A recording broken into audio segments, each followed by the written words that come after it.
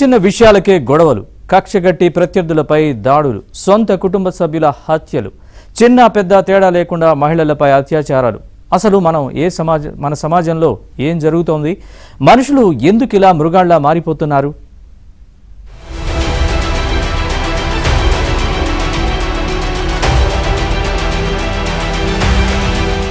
తల్లి బిడ్డ మాట్లాడుకోరు, తండ్రి కొడుకులకు అస్సలు పడదు, అన్నదమ్ములు ఒకరినొకరు కన్నెత్తి చూసుకోరు, భార్యాభర్తల మధ్య సఖ్యత ఉండదు. మన చుట్టూ ఉన్న ఏ ఇంట్లో చూసినా ఇదే పరిస్థితి.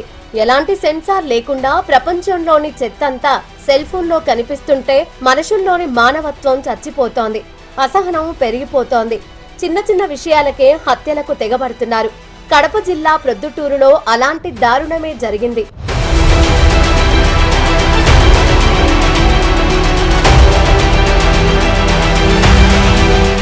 ప్రొద్దుటూరుకు చెందిన పద్మజ ఇటీవలే అనుమానాస్పద స్థితిలో శవమై కనిపించింది. తనకేం పాపం తెలియదంటూ మొదట పొంకిన భర్త కిరణ్ కుమార్ కాకిల ట్రీట్మెంట్ తో తానే భార్యను చంపేశానంటూ నిజం కక్కాడు. అతడు చెప్పిన కారణాలు వింటే ఎవరైనా షాక్ అవ్వాల్సిందే.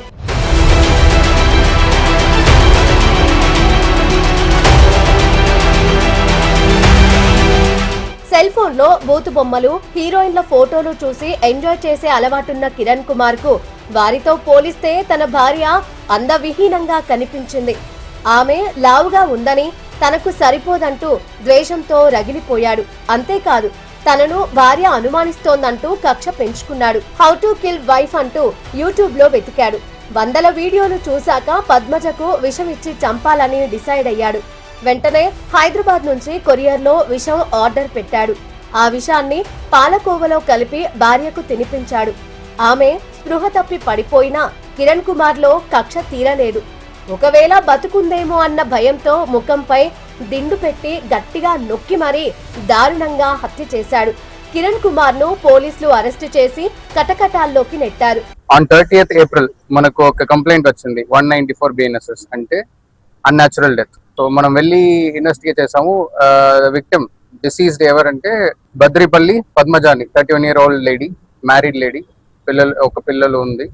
అండ్ ఇనిషియలీ మనం వెళ్ళి ఆన్ స్పాట్కి వెళ్ళి చూసాము. అప్పుడే మనకు 1-2 కంప్లైంట్స్ వచ్చింది, ఇన్ఫర్మేషన్ వచ్చింది, ఇది డౌట్ ఉంటుంది, సస్పిషన్స్ ఉంటుంది, ఇది న్యాచురల్ డెత్ కాదు అని.